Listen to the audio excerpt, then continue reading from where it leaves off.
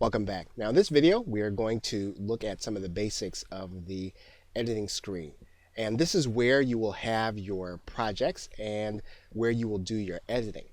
Now you're going to notice right away at the very bottom of the editing screen you'll see that your video is down in two basic components. You'll see that one component is primarily audio, and it actually says audio there. And it'll actually look like audio because you can see the peaks and valleys in the way that I actually spoke when we were recording the video. The other is the screen, and that's where you see this particular track.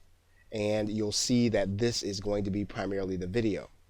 Now, when you do take a look at the elements on the timeline, one thing that you can do is you can right-click this element, and you're going to notice that there is a link here that says separate audio and video. When you click that link, what's going to happen is that you will see that all of the audio is now separate. So for example, you will see that what appears on the screen is actually here. What is heard in the system in audio is now in one track, and what is now recorded is now on one track, or what is spoken into the microphone. And all three of these components actually make up your video. You can take out any component that you want. So for example, if you were to have some kind of audio noise come into your background or some kind of music that you didn't want there, you can actually take that out through the system audio on your timeline. You can actually edit the entire piece, of course, by keeping them together. So for example, if we wanted to go backwards, we could go back and do the undo button. And that'll actually put those two pieces back together. Now the timeline has a couple of elements. You're going to notice that the timeline has markings at the very top, and those represent the seconds. You'll notice that you have a scroll or a cursor bar that will actually take you through each component of the video. So as I drag this cursor, you're going to notice a couple of things. You're going to notice that this indicator moves through to the end of the video.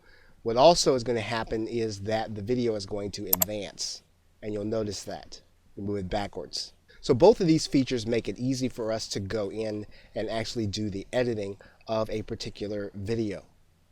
We can actually play the video, and what we're going to do right now is I'm going to hit the Control Home button. It's going to take me back to the beginning, and what I'm going to do is hit the play button. And you're going to notice, and you can actually hear some of the audio in the background.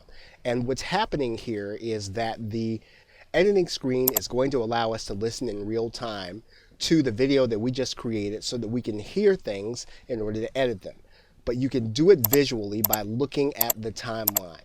Now another element of the timeline is that if we want to take a look at the timeline as a whole, we can actually reduce the size without changing the nature of the timeline. We can do that by using this measuring rod. If we click the minus, you'll notice that the timeline gets smaller on our screen so that we can see the whole thing. If we need to stretch it so that we can see something a little more in depth, we can stretch it using the plus. We can actually delete the entire audio portion from the timeline by highlighting the audio and then clicking the delete button. Then the audio is gone. If we want to go backwards, we go back to the undo button and it's back there. We can do the same thing on the timeline with the screen capture, and we can actually hit the delete button. It goes away, and then we can hit the undo button and it will come back. So the timeline basically gives us a glimpse of our entire video and what's happening. And anything that you don't want to have in it, Camtasia allows you to separate it into a track, and then it allows you to then delete the portion that you don't want there. So if we want to take out the system audio, we can. So in our next video, we'll take a look at another aspect of the editing screen.